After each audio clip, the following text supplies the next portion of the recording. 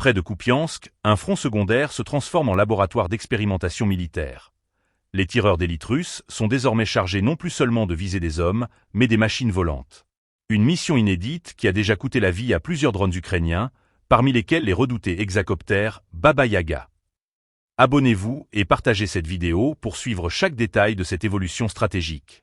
Selon plusieurs sources militaires, ces snipers déployés dans la zone de Kupiansk ont mis au point une méthode de tir capable de neutraliser les drones lourds ukrainiens.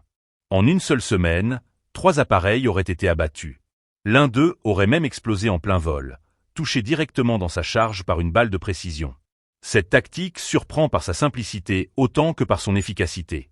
Dans un contexte où la guerre des drones domine désormais les champs de bataille, voir des tireurs d'élite cibler ces engins volants illustre l'adaptation constante des forces armées. Les hexacoptères Baba Yaga, connus pour leur capacité à transporter des munitions lourdes et à frapper des positions retranchées, représentent une menace sérieuse pour les troupes au sol.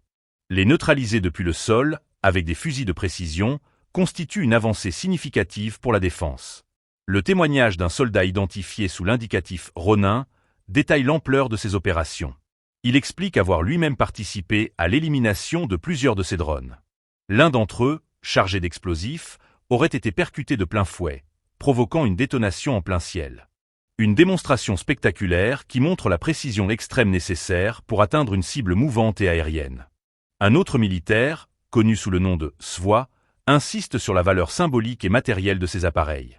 Selon lui, la perte d'un Baba Yaga est si lourde que les opérateurs ukrainiens concernés sont ensuite réaffectés à des missions d'attaque sur avion. Une indication claire de la rareté de ces engins et de leur rôle stratégique dans les opérations de Kiev. Derrière ces anecdotes, une tendance plus large se dessine, le rôle croissant des tireurs d'élite dans la guerre moderne.